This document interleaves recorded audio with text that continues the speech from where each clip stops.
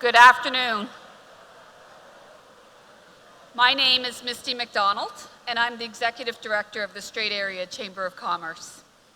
We represent more than 380 member organizations in the Strait region, many of whom are with us here today. The Chamber is a voice for business in the Strait region, advocating on policy issues, providing networking opportunities, and working with our partners in economic development to ensure the Strait region is one of the best places to live, work, and invest in our province.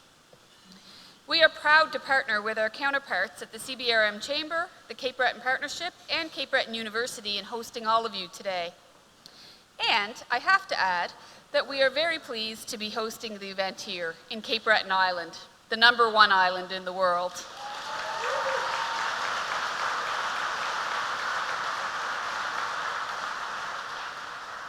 There are many great things to be proud of right now in Cape Breton. It is truly an honor to introduce our special guest speaker today. Tim Houston is Nova Scotia's 30th Premier.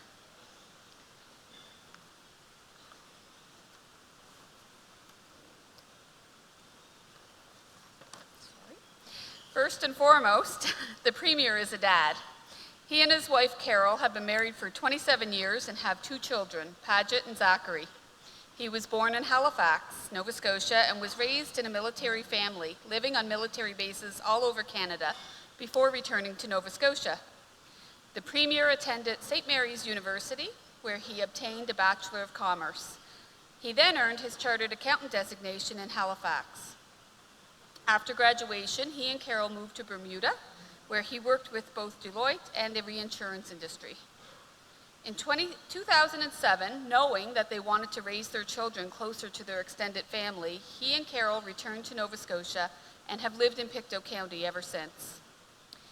On November 2nd, 2020, Premier Houston was awarded his profession's highest mark of distinction, the Fellow Chartered Accountant designation by the Chartered Professional Accountants of Nova Scotia. The Premier's love of this province and its people, and discussions in hockey rinks, sparked his interest in politics. He successfully sought the Pictou East PC nomination in 2012 and was first elected to the Nova Scotia House of Assembly in the 2013 provincial election. He was re-elected in 2017 and again in 2021.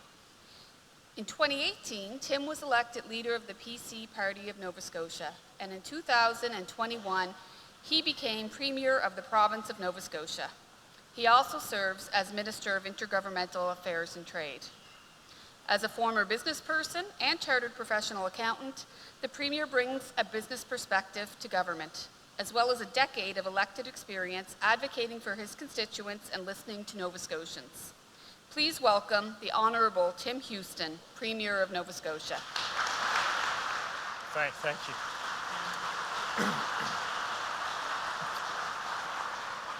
you. Thank you so much. What a pleasure to be here today. The energy in this room is really incredible. Thank you so much. Thank you for that warm welcome. I have to tell you that I think the last time I was in this room for an event like this was the PC leadership debate, and I can assure you there were not this many people there for the PC leadership debate.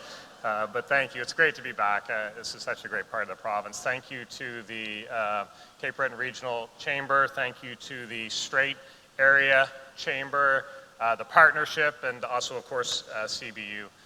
Thank you so much for hosting this today. I have to say, I've been particularly impressed by the folks from the Strait. I know there's a number of them here today, but their get-it-done attitude. Their get-it-done attitude, their go-fast approach, it's very, very refreshing. I thank them for that.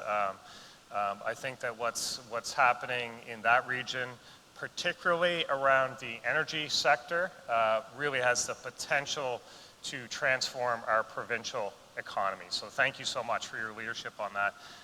And folks, I just also want to say, if you have any really tough questions for me today, the entire government caucus is in this room, the entire cabinet, so please ask them. Every single member of the government caucus is here today. The entire provincial cabinet is here with you today in Sydney. I'm proud of the team we have. Can I ask our government caucus members to stand up and identify themselves?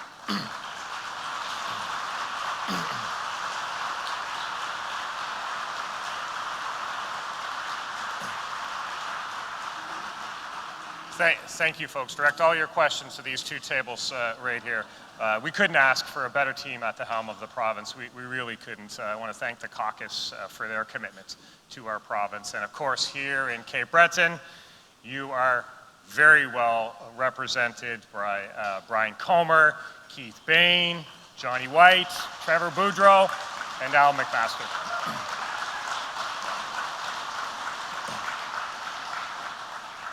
That's a lot of passionate Cape Bretoners to have around the caucus table advocating for your community. I want to tell you that their love of your community is absolutely incredible. I thank them for their dedication to the province and to our community. And also with us in the room today, deputy ministers from across government departments. I want to thank the deputies, those working across the civil service for their commitment to our province. Working together, we can get things done. So I want to thank them for their commitment to the province as well.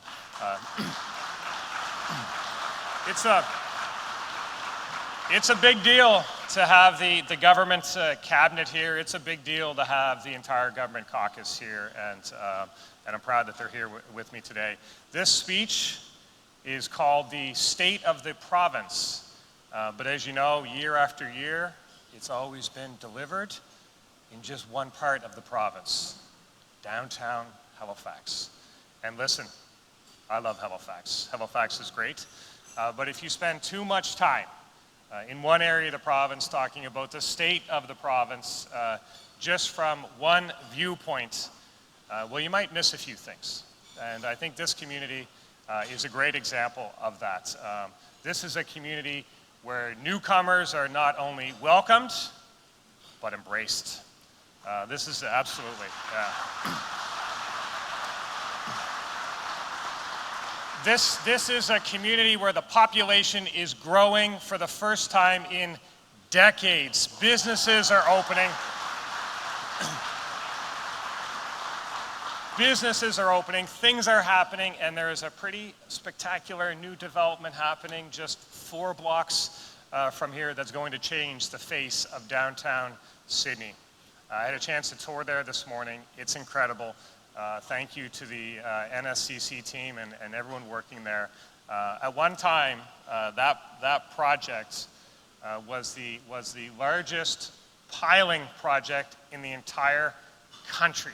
It's a big project, and it's a great project, and it's a world-class project, and it's happening right here. And every time I come to the CBRM, I see incredible changes. Of course, if we look at the health redevelopment that's happening at the regional, that is all about excellence in healthcare. That new cancer center in particular is something to be incredibly proud of. I was on site yesterday speaking to many workers on site there. All Cape Bretoners, all who were working somewhere else, out west or somewhere else, and are here at home working on that project, and the pride that they had in that project was really moving, to be honest. It's a center of excellence in healthcare. It will be a center of excellence in healthcare, but it's also about money into the community. A lot of money into the community. Those are important jobs in the community, and it's happening across the entire region here. In New Waterford, it's a community hub with a new health center, long-term care, a new school. In Glace Bay, it's a renovation that will increase the capacity by up to 30%. In North Sydney, it's a new health center and new long-term care beds. These investments are so important in the communities, and I want to assure you that as a new government, we not only embraced these investments, but we have added to them in big ways.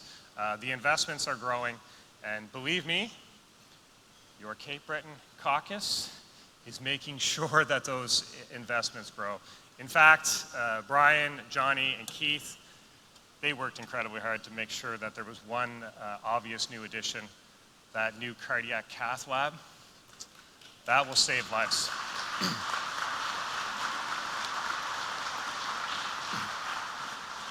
That lab will save lives. There is no question about it. And talking about saving lives, I do want to give massive kudos to Dr. Langley and Dr. Sala for the successful pilot project with the Urgent Treatment Center over on the north side. This has been an incredible success. It happened because of their leadership. It's been so successful, we're now going to expand that model across the province. So this is what we're looking for. Homegrown solutions, people from communities stepping up, rolling up their sleeves, and getting it done. And when we see those partners, we support them and work with them, which is another reason why I'm so happy to be here today with the team from CBU, because today I am pleased to say the rumors are true. I'm proud to announce today that by no later than the fall of 2025, there will be a medical school in Cape Breton.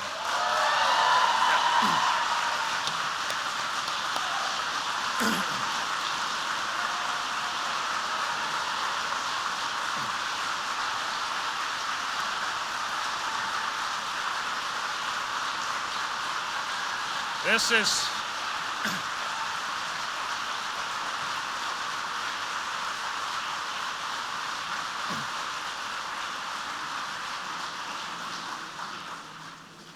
Thank you. I'm proud to share in that moment with you. It's your moment for sure. It's finally happening. A medical school campus at Cape Breton University.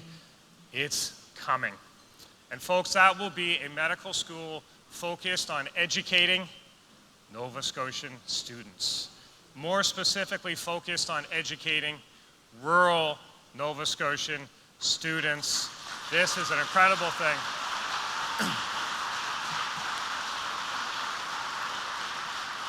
It's an incredible thing for the future of our province. The best way to address a doctor shortage is to train more doctors.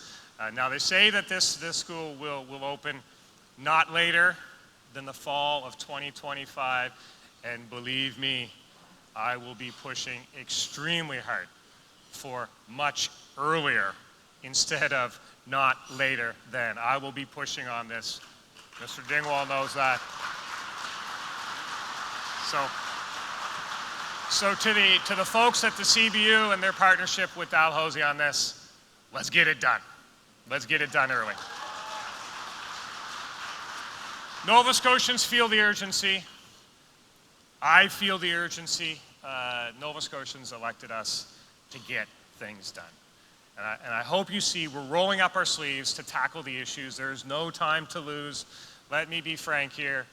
There is a lot of work to do, particularly in healthcare. The healthcare system is not yet working the way it should. There is progress. There is progress. Just have a chat with Minister Thompson about that. There is progress. But the progress is too slow for many, and it's too slow for me. The stakes are very high. Earlier this month, we were all shocked and saddened to hear the story about patients in Amherst and here in Cape Breton.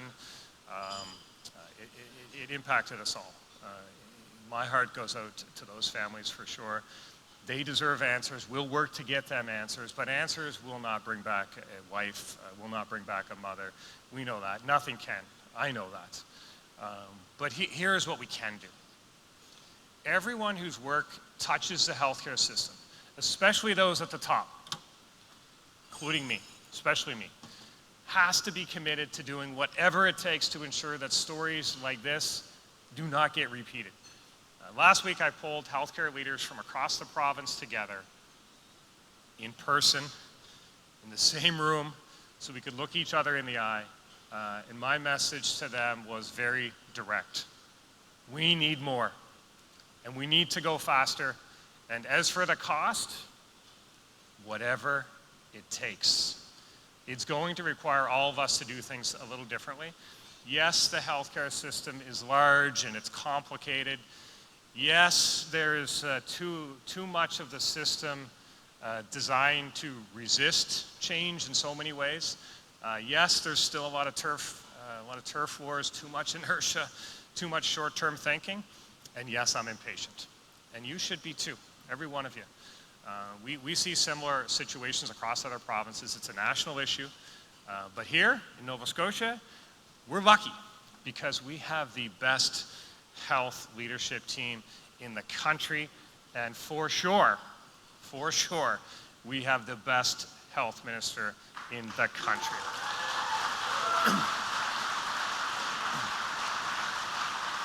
And we have highly trained, compassionate, dedicated doctors and nurses and allied healthcare professionals across the spectrum who are doing an amazing job with the patients that are in front of them. They are literally burning themselves out trying to avoid failing their patients, but the system is failing them. And that's where I know the Premier needs to come in and take action and to be accountable. That's my job. Because I agree with my critics on this issue, and some others. But I agree with my critics. The buck stops with me. And I take that very, very personally. Just as it stopped with those premiers before me and those healthcare ministers before the minister and everyone who was involved in the system over the last few years. It stops with all of us. We're at the point we are right now in the system. None of this has happened overnight, and it certainly can't be fixed overnight, but I want you to mark my words. I may have inherited a system that is broken, but I will do everything in my power to fix it. I will. We will make the investments that are necessary, and I will not rest until you have a better healthcare system, the healthcare system that you deserve. So let me use the rest of my remarks today to go into the solution. And I'd like to break it down into two parts. First, how we're going to fix healthcare and some of the actions that we're taking. And second, how we're going to pay for it. But when it comes to fixing healthcare, it starts with one simple recognition. And that's a recognition that our legacy system was not designed for the challenges of our times. The reality is we're working with a system that was designed 20, 30, 40 years ago. A system that wasn't ready for our population growth, it wasn't ready for our aging demographics, and it wasn't ready for the advancements in technology. Even today, talking about a new health system for today, that's not good enough, because that would just turn out to be short-term thinking, and again, kicking a can down the road. We need to think much further into the future. And listen to this, as hard as this is to believe, when we assumed office, we inherited a healthcare capital plan that was built in 2015. And that capital plan was actually built on the assumption that Nova Scotia's population would decline. I never want to even imagine going backwards, let alone planning to go backwards. So I'm here to tell you that the plan we're building, the plan to lead this province is based solely on extraordinary growth. We want to grow this province. We know that the infrastructure is necessary. But that requires us to act with urgency, of course, and to be ready for that growth. We need to do more. We need to do more, and we need to go faster. This is the principle that applies to everything we do in government. We need more doctors, more nurses, more primary care access. We need more beds. We need more long-term care space, more ER, more ambulance capacity. And it's also the driving principle why we're barreling over any obstacles, any hurdles, and embracing those that want to work with us to get it done on healthcare and in housing as well, on the housing front as well. So, and we need to move faster to make everything happen. So for me, that urgency and accountability, those two things are linked together. I'm an accountant. I ask for a lot of data.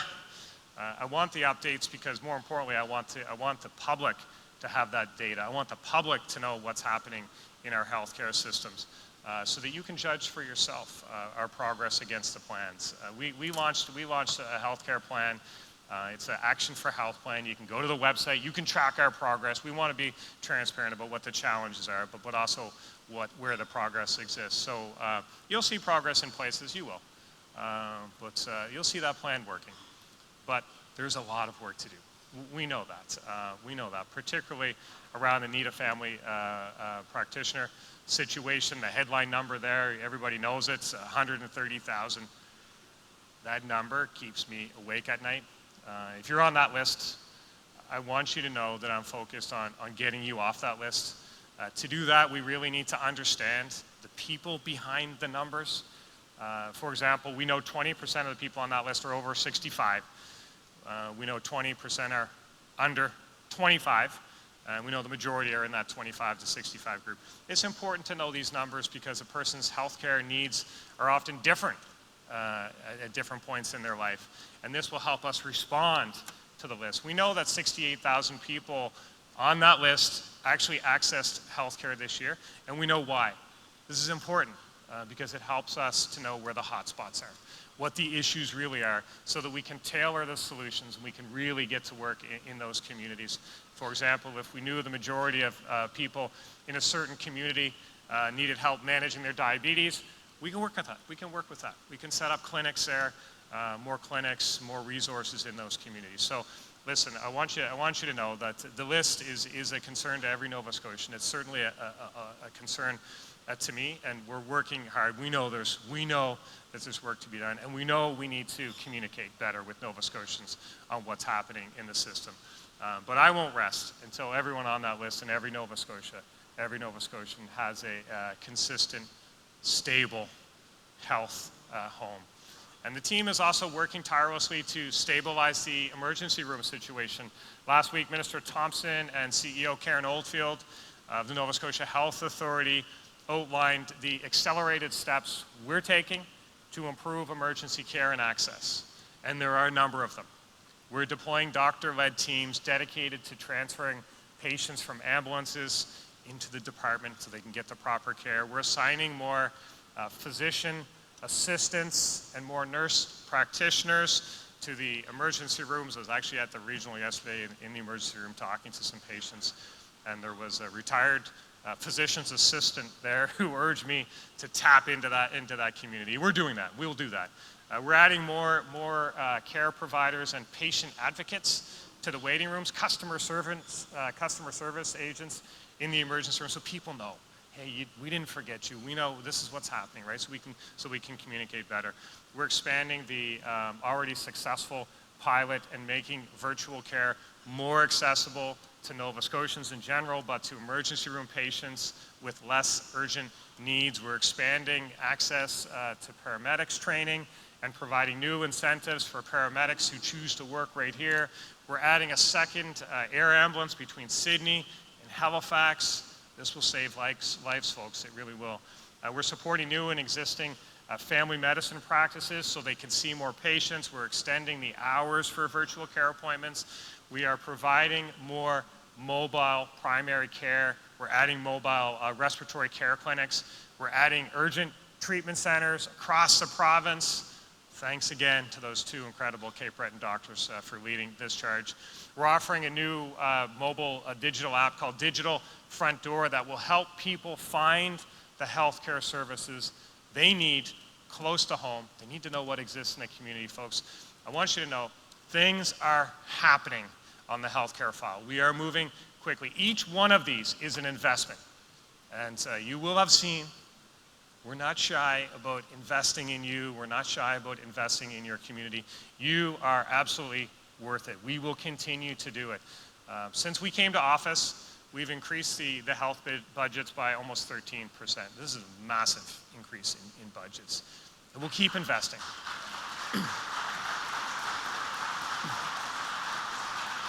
We'll keep investing.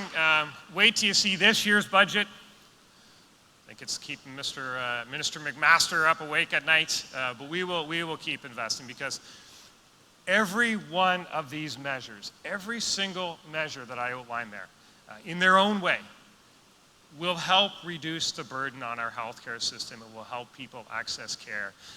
While we're taking these steps, we'll continue to do the heavy lifting to address, widespread systemic improvements and challenges that are needed in our healthcare system. And some of these things won't be things that you would necessarily see as a patient, but they will make the system more efficient in the long run, and they're things we have to do. It's a balance of addressing the immediate, while also working on long-term sustainable measures, so we can build a system that doesn't crash every few decades like we're having now. So, let me ask you this: how many people in this room right now know someone who trained abroad, did healthcare training abroad for medicine? Quite a few. And chances are those folks have found it nearly impossible to get back home. That's ridiculous. I don't accept that, and we're going to figure that out. We're working hard to figure that out.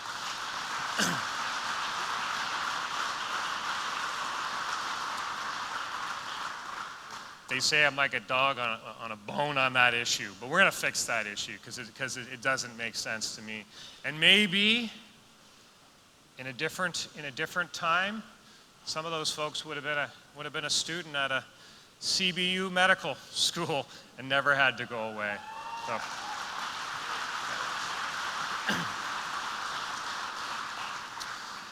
We added 200 nursing seats for students across the province, and we offered jobs to all graduating nurses in Nova Scotia. And speaking about those physicians' assistants, we've identified 64 of them living in the province, many of them in this community. They're ready to get to work. We're going to mobilize them. We're expanding the scope also of other allied healthcare professionals. People probably would have known the scope expansion for pharmacists. We expanded the healthcare services that can be provided by pharmacists right in your local pharmacy. And folks, since doing this, since taking that action, nearly 10,000 patients have seen their pharmacist for healthcare that they weren't otherwise able to receive. That's incredible. We'll continue to do those expansion of scope. We opened a new, thank you, yeah.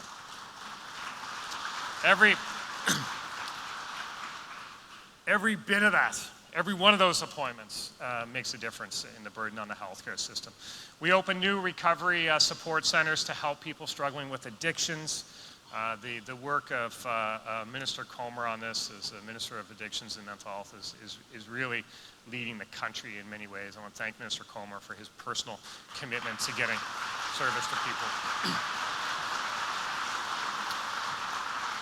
We hired 108 operators for routine transportation needs to cut the number of patient transfers that require paramedic services, and that has had an immediate impact. It's cut the number that required an actual paramedic by 3/4. That initiative is working. It's working so well that now we're hiring another 100 more transport drivers to do even more hospital transfers. Let me assure you, healthcare has always been job number one. We've done those initiatives in just 17 months. And my promise to you is simple. I will not rest until the job is done. We will keep going. We will keep going at that same speed. Because in the last election, I promised Nova Scotians that we would fix healthcare and that we would invest whatever it takes to turn the healthcare crisis around. And I stand by that promise today. And as I mentioned, later this spring, Minister McMaster will deliver the 2023 budget, and that will provide a full accounting of what the bill is for healthcare. But this is no time to cut corners on healthcare. We won't do it. We're going to invest where there's a need to invest. We'll keep doing that. But that doesn't mean that we will pour money on a broken system. We can't pour money on just the status quo, because the status quo won't get us there. Nova Scotia currently spends 41 cents out of every dollar on healthcare. At that, going on the current trends, it would consume our entire provincial budget in just a little over 2 decades. And there would be no money for roads, no money for community services, no money for schools.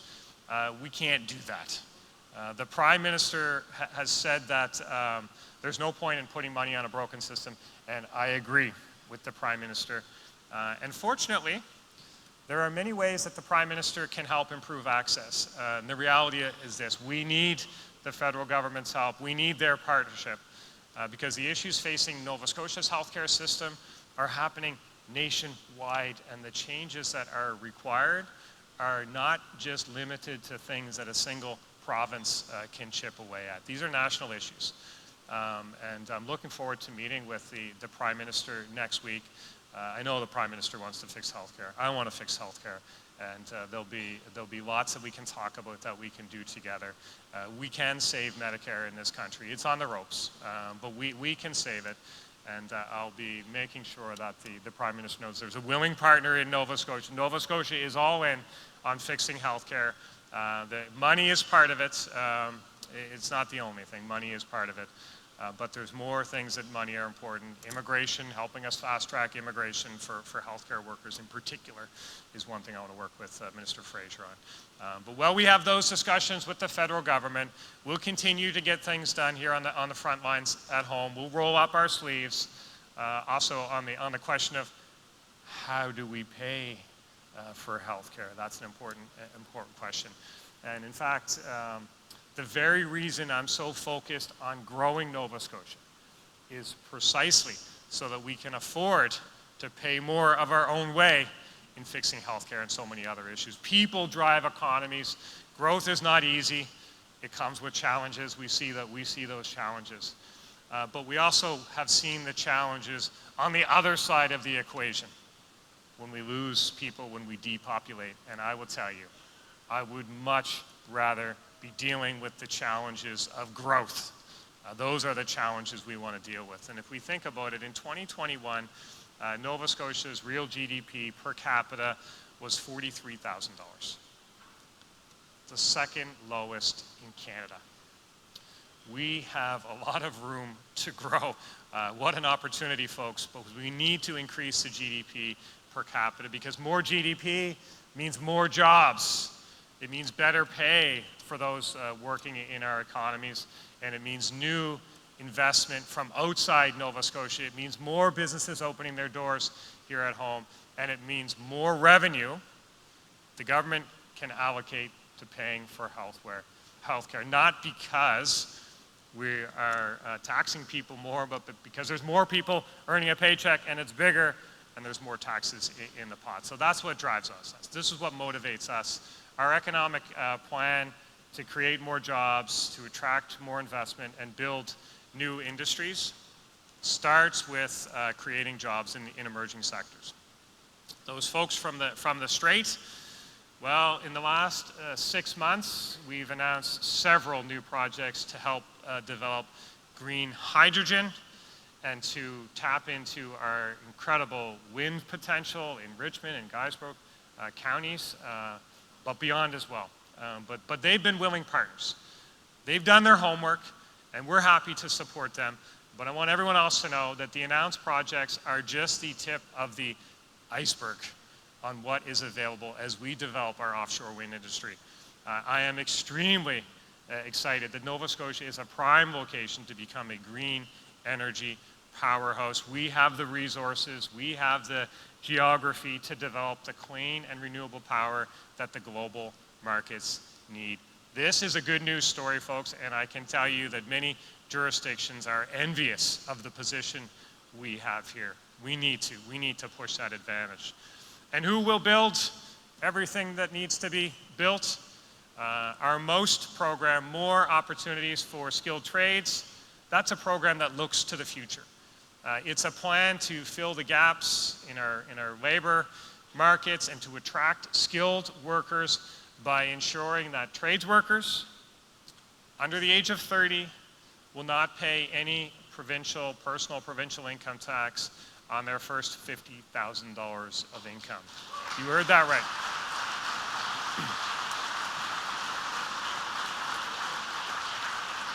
No tax for skilled trades under 30. We need more workers. We need more younger workers helping us build, but also helping us right-size our demographics. This is an initiative that many jurisdictions are watching. We're leading on that one, folks, and I'm really excited about it. And of course, our partnership with the film industry, that's designed to return Nova Scotia to the status it once held as a growing production, booming production hub.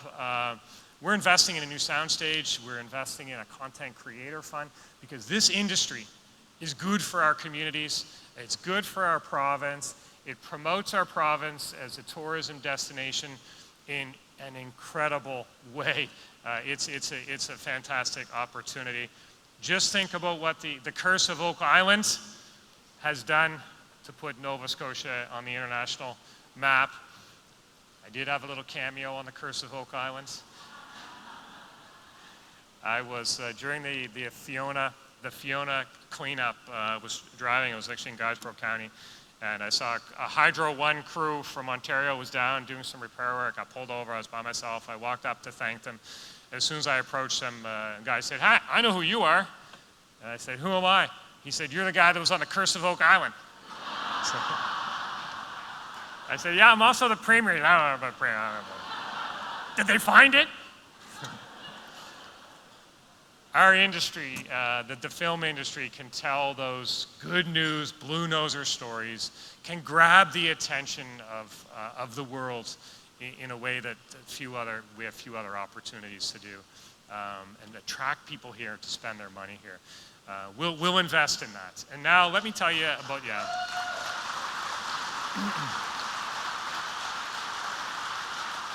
Now, if I can share another initiative, this is, I believe, the most innovative buy local program the country has ever seen.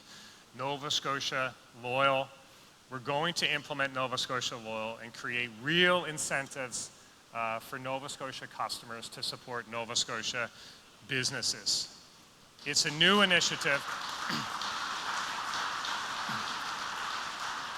New initiatives aren't without their challenges, folks, but this is a government that has the courage to try new, innovative ideas, that has the courage to invest in the opportunities that are before us. You asked us to do that. You asked us to get things done and to have the courage to do things differently. We are doing it. And when you look at our governments, your government, I hope you see a government whose heart is set on growing this province. We're all in on growing this province. Yes, we'll probably make a few mistakes along the way. When you go fast, that can happen. You may have noticed one innovative idea we tried to push that went a little bit sideways on us. Wasn't so great as what we thought it might be. Something about taxing non-residents. If you ever want to find out how attached somebody who doesn't live in this province feels to this province, just tell them you're going to call them a non-resident, tax them more. You get a certain reaction. But listen, folks, when you go fast, when you make mistakes, you have to have the courage and common sense to recognize a mistake and move on. We'll do that.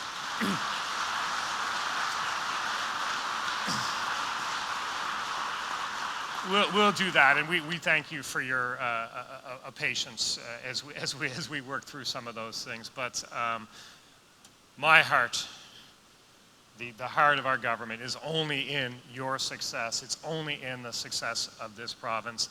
I know we're going to continue to attract new Nova Scotians here, new workers. I know we're going to attract businesses from across the country and around the world because they want what we have. They want the quality of life that we have. So while I will remain clear-eyed about the challenges facing our healthcare system, challenges that are going to take time to fix, I am encouraged and inspired by the incredible effort that we see from our frontline healthcare workers to ensure that your family will receive the care that you need at the time you need it. They deserve from us the same commitment, the same do not quit attitude that they are showing us on the front lines every day. They deserve that from government, and they deserve it from every health care leader in this province. We can't do it all overnight. If we could, we would, but we'll move at a pace that gets it done as quickly as possible, and I will commit to you again.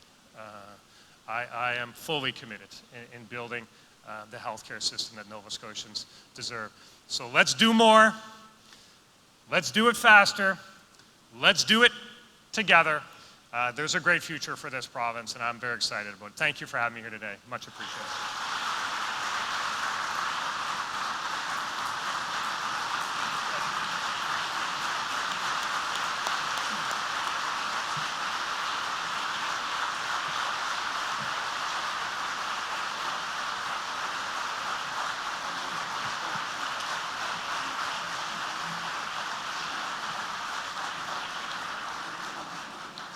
Premier Houston, ministers of the Crown, members of the House of Assembly, deputy ministers, ladies and gentlemen.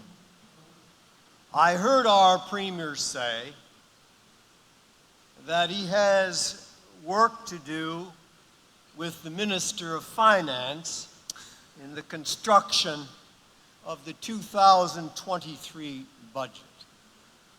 Mr. Premier, you have enough to do, so I offer myself to assist you in crafting that particular budget.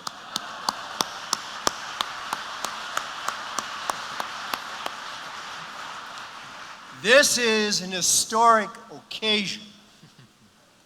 The first Premier of Nova Scotia to give a State of the Union address outside of Halifax was the late Bob Stanfield. The tradition did not endure, but now we have a young man in the name of Tim Houston who will continue with that tradition here in Cape Breton.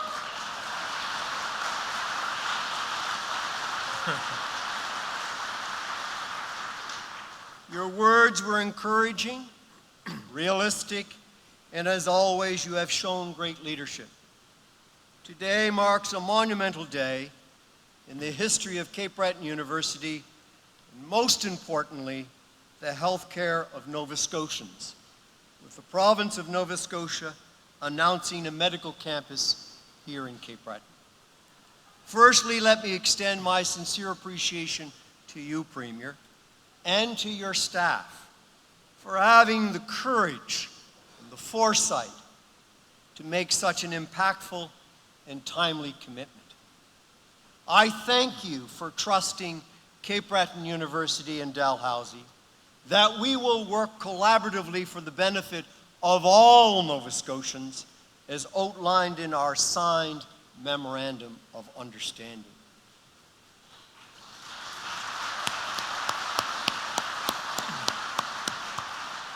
Today's announcement is transformational, and it's a game changer for the entire province. A medical campus at CBU is one part of the solution for healthcare. It certainly won't solve every challenge, but we are committed to continuing to do everything that we can. What we are giving people today in our province is hope.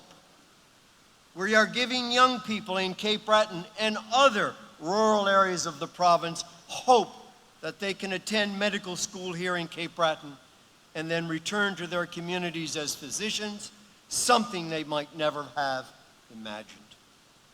We are giving citizens across the province comfort knowing that they will be training more doctors that specialize in caring for rural Indigenous communities in collaborative practices.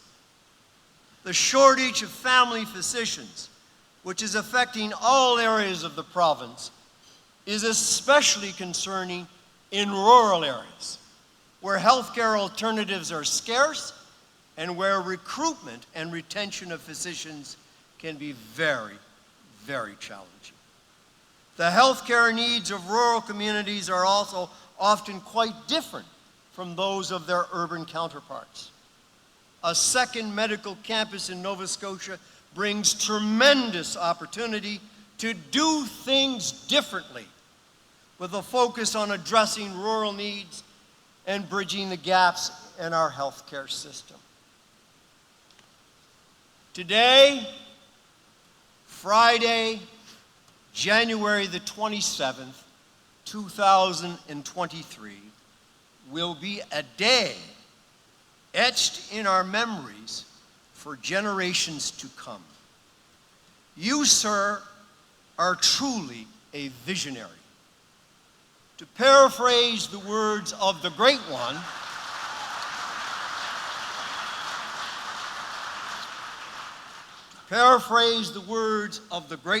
Wayne Gretzky, you are leading us to where the puck will be going. Population growth, coupled with additional physicians to address the needs of rural Nova Scotians and Cape Bretoners, enhanced collaborative models of care to address the needs of all our citizens is of paramount importance.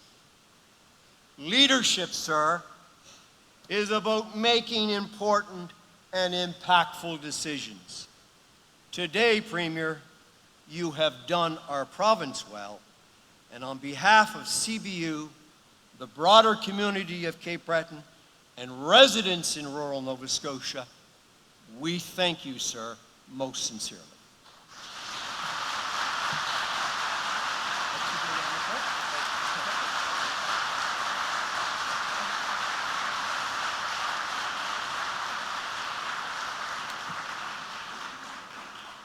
I think David Dingwall just committed me to doing all of my State of the Province addresses, and I nodded along with him. Thank you, President and Vice Chancellor Dingwall, for your leadership as well, and for that kind offer. I think that would be something we'd love the Premier to take us up on. Good afternoon, ladies and gentlemen. My name is Tyler Mathis, and I am President and CEO of the Cape Breton Partnership, one of the 4 organizations that came together for planning today's event. We're proud to be here. We are Cape Breton-Unamagi's private sector-led economic development organization and the proud operator of 2 of the regional enterprise networks here in Cape Breton, in collaboration with our First Nations, our municipalities, and of course, the province of Nova Scotia. We support companies and entrepreneurs in promoting our island as a great place to live, work, and invest, growing a culture that values entrepreneurship and innovation, and connecting entrepreneurs and businesses, many of whom are in this room here today, with the resources they need to connect along with our partners. Thank you for joining us here at the beautiful Port of Sydney in the CBRM, and it's great to hear firsthand from our Premier about some of the pressing issues it's facing. And some of you have submitted your comments online, and we're pulling from those questions, combining some in the interest of time, as unfortunately we can't take live questions today, but we're excited to hear the Premier's remarks and following on this great news you've already provided. Again, thank you to the province of Nova Scotia, the Strait Regional Chamber of Commerce, the Cape Breton Regional Chamber of Commerce, and Cape Breton University for all the work to put together today's event. So without further ado, we have a few questions that people have submitted to us, Premier, from online. And so, like I said, we've taken some literary license on some of these in the interest of time. So first was housing, and not an unfamiliar topic to the media and to us all. We know the government has existing programs and incentives for renovation and building of new units in Nova Scotia. However, we're not seeing results that match the magnitude of what some call a housing crisis. So what more aggressive steps is the Nova Scotia government going to roll out to get more housing built quickly? Well, thank you for the question. I'd like to ask Housing Minister John Lower, who's in the room, to answer the question. No. Thank you. Look, this is the housing challenge is a significant challenge. There's no question about that. I like the phrasing of the question of how can we go more aggressively. Always happy to go more aggressively. I feel that urgency. We've taken some steps, $150 million of investment in housing. Of course, we made some changes to set up a housing panel commission right off the bat to kind of knock down any red tape that's in the way so that these developments can get going. Some of these developments that we've seen from different areas of the province have been at the 10 years in the planning stage. No answer to yes or no answer to no, just a lot more questions and stuff. So we've tried to get a process together to aggressively get to the answer of yes or no, so people will know and made those investments. And I can tell you that nothing's off the table. We're looking at modular housing for healthcare workers in particular. We're looking at different solutions for student housing. I know that's a big challenge, particularly in this area. But listen, we're happy to act aggressively. We feel that urgency, and we're happy to work with anyone in this room, any community who has an idea on how to address it. We'll be there to invest like we have, but we know that there's work particularly on the red tape side of things, and we need to keep moving forward. Thank you. And kind of building on that a bit, you've already addressed it in terms of growing our economy and growing our labor force and the great programs in place. We have many groups that still have much to offer. Employers are still facing significant barriers to employment. Examples can be found with our seniors, our First Nations, newcomers, people with disabilities. And the question submitted was, what steps is the province taking, perhaps in addition to what you've outlined in your comments, to address the labor shortages and maximize the potential to connect our labor force with our employers and bridge that frustrating gap? Yeah, thank you for this. We have a stated goal to double the population of the province. We're making incredible progress on that. It's early days, but the work of Minister Balser and her team, I can tell you that this is a province that generally grows by about 5,000 people, 5,000 net new Nova Scotians. That's what our growth rate was. Year over year, we've added 30,000 Nova Scotians. That's an incredible number. That's like adding another Sydney to the province. So we know that we need to attract people here, and we need them working in the workforce here. So the issues around credentialing, so that people that are trained to do something, healthcare or otherwise, I spoke about healthcare already, but otherwise as well, so that they can bring their skills right here. Those are constant struggles. We'll continue to work on that to make people can do what they want to do, what they're trained to do right here to help us grow this province. So we'll work hard on that. We'll continue to attract people to the province. People do push economies forward. People grow our economies. That growth is important. That growth is happening, and we'll continue to build the infrastructure to be ready for them. I mentioned the most program in the comments, but that's one that I'm really excited about, to get people into the trades, but also to get young tradespeople here. So work to be done for sure. But we're growing. Growth is good. Growth comes with challenges, but we're up for that too. Thank you. And growing is something we're excited for in Cape Breton and Amagi as well. Are working on a 5 to 10 year population growth strategy in with your government, but also across the island. And you've spoken about the Strait quite a bit with energy opportunities there. And energy is something that our I was almost going to say province, but our island, and our province and our island is focused on. And with our coal generating stations primarily here in this part of the province, in Lingan and Porniconi and Point Tupper, the impacts of jobs as we go through this transition is significant in our area. So, you are quoted as saying, setting the target of the 5 gigawatts you mentioned in your remarks sends a clear signal to the world that Nova Scotia is open for business and becoming an international leader. But I guess some of the questions people have is, how soon are we sure we're going to meet that goal, and how will that affect the workers that are in transition and these industries that have really skilled workers in them today?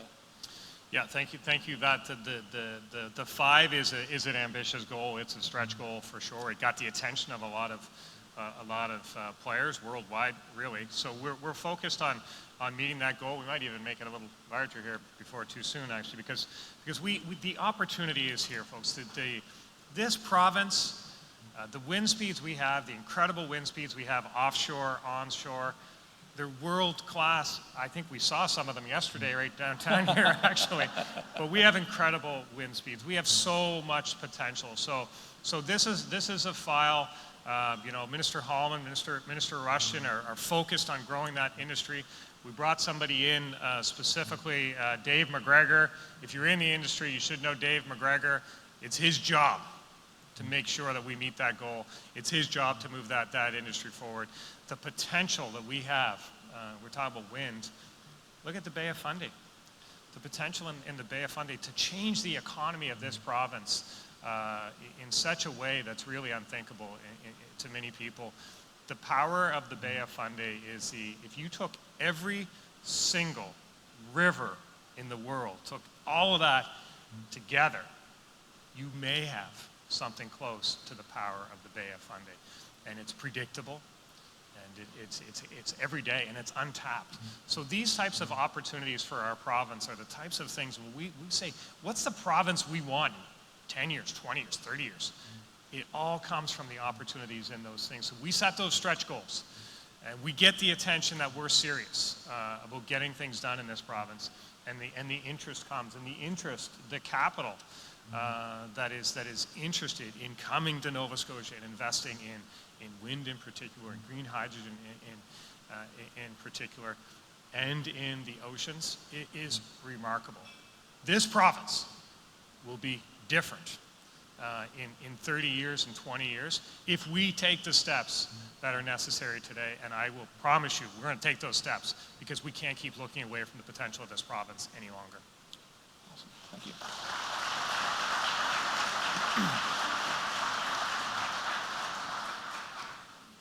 And so there's been a lot of questions on sectors that are strong historically in our communities, and also have the opportunity to be strong, continue, and grow.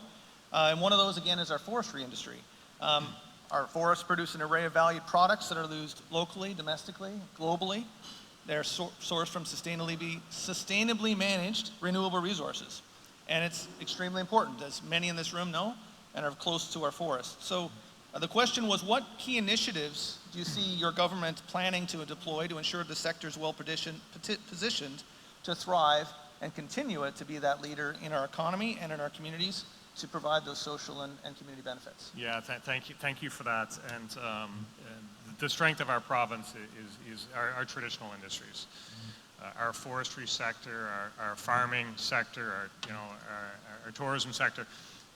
We're going to grow trees in this province and cut them down. Our forestry sector is going to be part of our economy, and we're going to have an agricultural sector. These things, our traditional industries, are incredibly important. It's been tough in the forestry for sure. We know that with the closure of Northern Pulp in Pictou County, it's been tough on the industry. There's a big need for a market for those wood chips and other byproducts that traditionally would have gone to a pulp mill. They have value.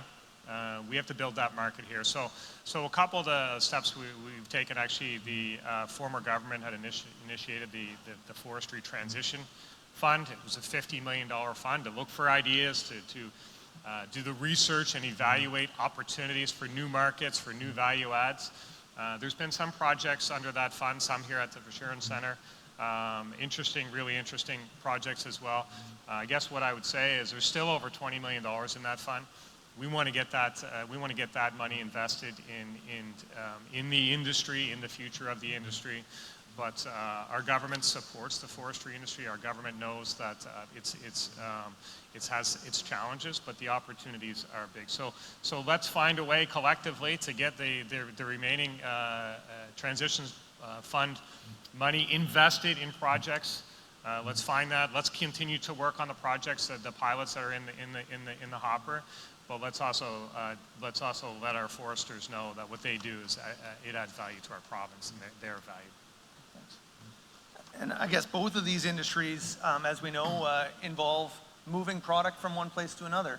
And one question came up with transportation and infrastructure, and how to ensure that our ports and infrastructure is to a point where our local suppliers or our local producers, either of forestry products or energy, can transport those goods locally and to the global market.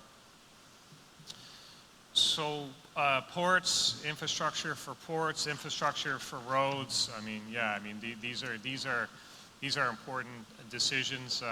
Minister Maslin tabled a $2 billion capital budget. $2 billion, 150 projects, over the next 5 or 7 years. So investing in infrastructure, and I guess what I want you to know is that these decisions are always competing. There's always competing interests. And we look at these decisions and we look at them through the lens of, will that investment help us move products, goods, services? Will it help the economy? And can we get to a place where we can put our hand on our heart and say, we made that investment, but not that one, for the reasons that of the economic and community benefits. So each one of those initiatives, if people who want to talk about investments in infrastructure like that, come with your economic assessment, come with your business case.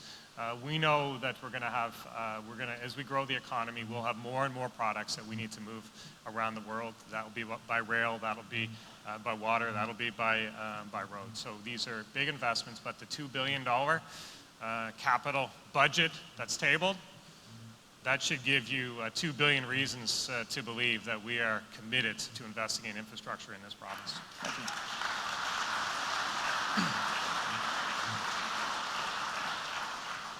And so, kind of building off that $2 billion commitment, I think about $450 million of that $2 billion is scheduled for roadwork twinning and major projects in 23-24, and committed another. I'm reading from notes, I don't have it at the top of my head. $583 million for additional 6 new major twinning construction projects from 25 to 30. However, none of that was committed for highway twinning on construction projects in Cape Breton here.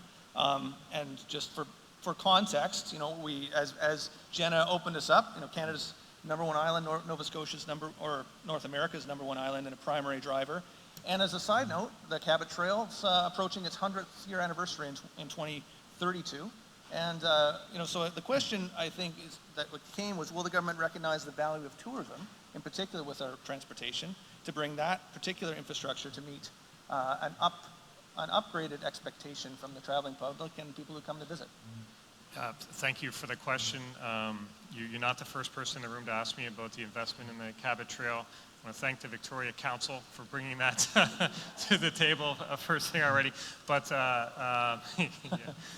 look, the tourism opportunities we have, I touched on a little bit with getting the message out about Nova Scotia, and come to Nova Scotia and see what we have to offer.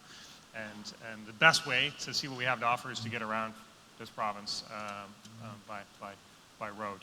So we know that, and if you can't access the roads, you're not going to get a chance to see some of the 13,000 kilometers of shoreline that we have here, incredible beaches, hiking trails. So we understand that promoting our tourism industry has to be followed up by the investments in the infrastructure that are necessary for tourists to get the fulsome experience here. So there's a number of road projects happening around the island, for sure, dozens for sure. I'm not sure specifically on the twinning, but what I guess what I would say is all politics are local, and there's nothing more local than the road a person drives every day. So we understand the investments in roads, and we'll continue to make those through that capital budget process. But the tourism product we have, never let anyone sell you short on what this province has to offer. We have a lot to offer, for sure. Awesome.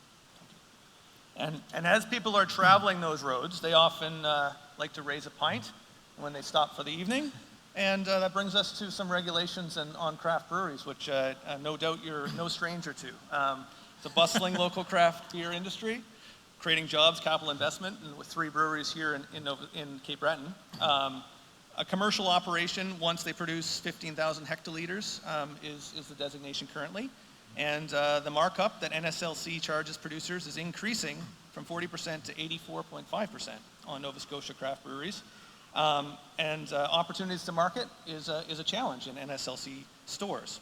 So the question, and perhaps this has to do something with your comments on Nova Scotia Loyal, But what are steps is the province considering to ensure Nova Scotia craft brewers can operate in a competitive environment with opportunities to increase and grow their market share for a healthy bottom line? Thank you for that. Don't want to give the wrong impression, but I'm a big fan of the local craft brew industry here. I've been told it's, no, I'm just kidding. Listen, it is part of our Nova Scotia Loyal. There's all kinds of interesting intricacies around alcohol and trade and all these things, but there's definitely things we can do to support the industry, and myself and Minister McMaster talk about this quite a bit. One is certainly product awareness, product placement, advertising.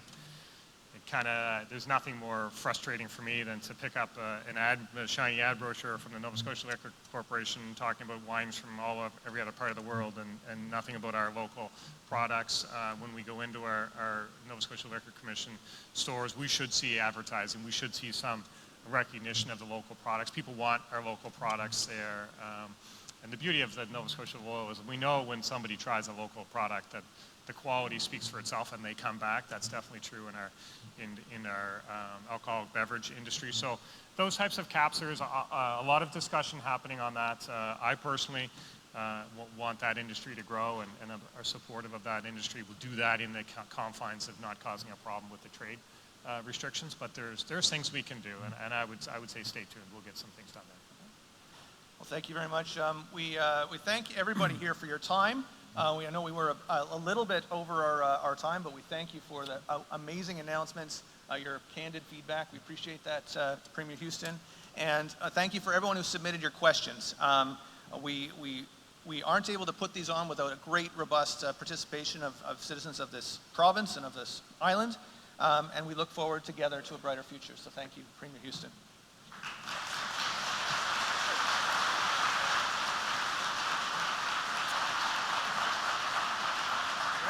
I'll leave, yeah.